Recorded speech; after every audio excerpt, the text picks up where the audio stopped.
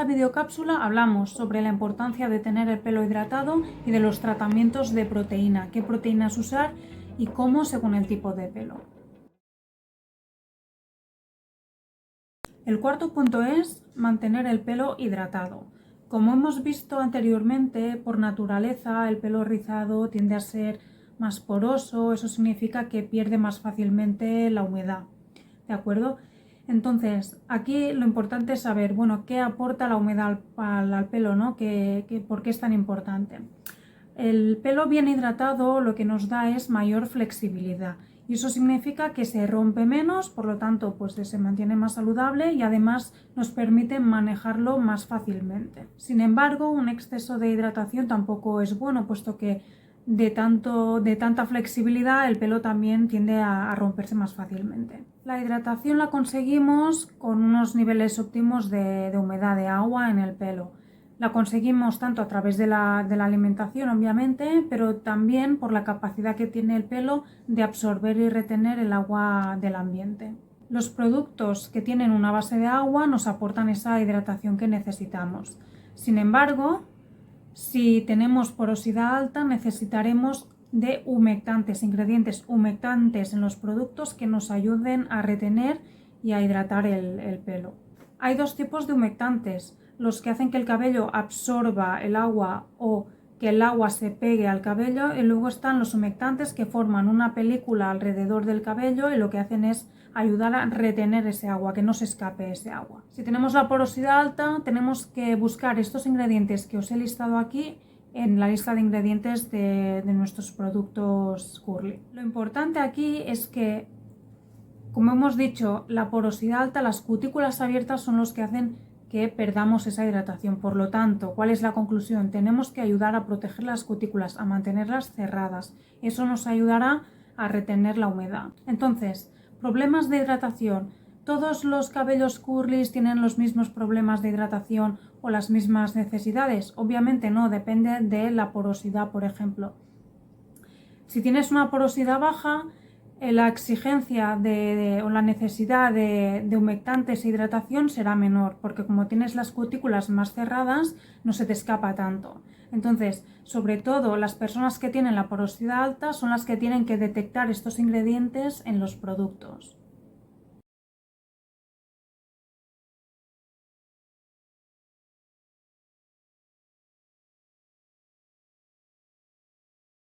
Ahora que ya hemos hablado de hidratación, pasamos al quinto punto, que sería equilibrar hidratación y proteína. Si bien un exceso de hidratación hemos visto que puede generar rotura en el cabello, un exceso de proteína también puede ser malo. Entonces el punto medio es el punto ideal. El problema es que como no tenemos el detector de hidratación y el detector de proteína para nuestro pelo, al final es un tema de prueba-error, de ir probando, experimentando y encontrar qué es lo que le funciona a tu pelo y qué no. Es una putada porque al final pues te vas a dejar el dinero y el tiempo probando cosas, pero el mundo curly es así. Así como la hidratación nos aporta flexibilidad y elasticidad y también buena apariencia, la proteína lo que nos aporta es fortaleza al cabello, le da cuerpo también, por eso las personas que tienen el pelo fino también pueden beneficiarse del uso de proteína, pero como veremos, un poco sabiendo cuál es la proteína que le puede convenir más. Y nos ayuda a mantener la forma rizada del pelo, ¿de acuerdo? Como decía antes, un exceso de proteína nos da demasiada rigidez y la rigidez significa que el pelo se parte. Entonces, rotura. Los excesos son malos. Por eso tenemos que encontrar ese punto de equilibrio. Por ejemplo, si el cabello no nos aguanta la forma rizada durante mucho tiempo, podría ser síntoma de que tiene un exceso de hidratación o está bien hidratado pero le falta proteína. Esa proteína que nos da cuerpo y hace que sea capaz de aguantar la forma. Si este es nuestro caso, por ejemplo, podríamos empezar a añadir una rutina de proteínas para ver cómo reacciona el cabello y si así notamos algún cambio, una mejora en lo que sería la prevalencia del rizo, ¿no? Cuánto tiempo nos aguanta el cabello rizado. Aquí os he puesto un listado de síntomas de falta de proteína, pero para mí es muy general, es bastante ambiguo, que también podría ser síntoma de otras cosas. Lo primero que nos conviene hacer es probar si nuestro cabello nos acepta bien la proteína. Veremos que según el tipo de pelo debemos probar o empezar por un tipo de proteína distinta. Por lo tanto, antes de compraros nada, os animo a seguir viendo el vídeo para saber cómo empezar a hacer estos testeos de proteína. Aquí veréis en el recuadro los principales términos que nos indican que ese producto lleva proteína. ¿Qué proteínas usar según el tipo de pelo? Hay distintos tipos de proteínas según el peso molecular. Unos serían los aminoácidos, las proteínas más pequeñas, luego estarían los péptidos, que son los de tamaño medio, y luego serían los hidrolizados, las proteínas de mayor peso molecular. Los aminoácidos son los más pequeños y penetran más fácilmente en el cabello. Por lo tanto, si tenemos el pelo fino, eso significa una estructura del cabello más pequeña, nos funcionarán mejor unos aminoácidos que no unos hidrolizados que tienen un peso molecular mayor. ¿Qué nos aportan los aminoácidos? Hidratación, elasticidad y como penetran en el cabello nos ayudan también a darle más cuerpo. Ejemplos de aminoácidos serían Silk Amino Acid, Glutamic Acid y también el betén. ¿De acuerdo? Estos son los aminoácidos que tenemos que identificar en los productos. Solo he encontrado una mascarilla que solo lleva aminoácidos, es de L'Oréal y os la voy a linkar abajo. Los péptidos son las proteínas de peso molecular medio y lo que hacen es acondicionar el pelo, alisar las cutículas y nos dan ese aporte de deslizamiento que nos facilita el trabajar el pelo también. Eso nos permite pues disminuir la rotura. Realmente he visto pocos péptidos en los productos Curly, que mayoritariamente llevan algo de proteína y suelen ser hidrolizados, pero aquí os dejo algunos que deberíamos encontrar en algún producto.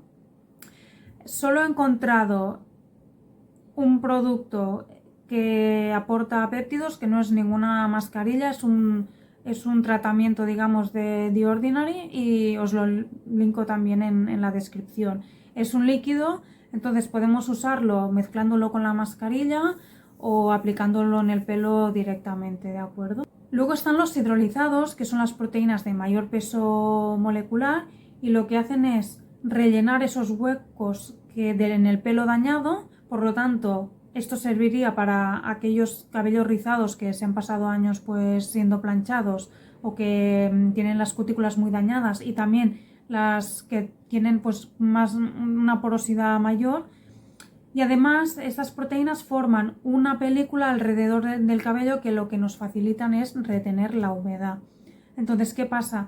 Si no tenemos una necesidad de proteína en el pelo porque no está dañado, porque tenemos bien las cutículas, puede ser que la proteína que el cabello no reaccione bien a la proteína porque tiene un exceso de proteína, una proteína que no necesita, ¿no? Entonces suele formar como una costra también que nos da como una sensación de sequedad, pero en realidad no sequedad sino como una capa que tiene adicional el cabello pues que no ha absorbido al final, ¿de acuerdo? Entonces, ¿cómo solucionamos esta sensación de sequedad por exceso de proteína? Aplicándole una hidratación adicional que lo deshaga.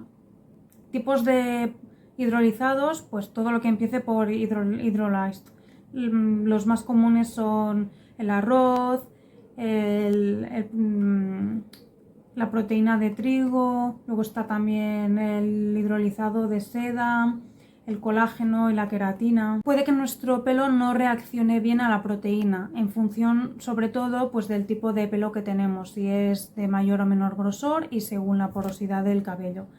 Os he dejado aquí este esquema para que encontréis en qué cuadrante os identificáis y así podáis saber más o menos qué paso seguir para aplicar en vuestra rutina un producto de tratamiento de proteína, ¿de acuerdo? Por ejemplo, si tenemos una porosidad baja y el pelo fino, debemos empezar primero por productos que nos den los aminoácidos, ver cómo reacciona nuestro pelo a esa proteína de peso molecular bajo. Si vemos que lo acepta bien, pues luego añadir o aportar un tratamiento de proteína que lleve, pues por ejemplo, péptidos algo mayor y si vemos que reacciona bien, pues luego podemos probar unos hidrolizados, ¿de acuerdo? El tema es que si tenemos bien las cutículas, no tenemos el pelo dañado, etc, etc, nuestro pelo no necesitará un tratamiento semanal de proteína porque en realidad está bien el pelo, no está dañado. Entonces, según cómo tengas el pelo, este tratamiento pues puede ser una vez al mes, una vez cada 15 días o una vez a la semana. Tienes que un poco ver cómo reacciona tu pelo e identificar si está dañado o no, si está sano o no, para ver si realmente tiene esta necesidad. ¿Qué pasa si tenemos pelo fino pero a la vez porosidad media alta?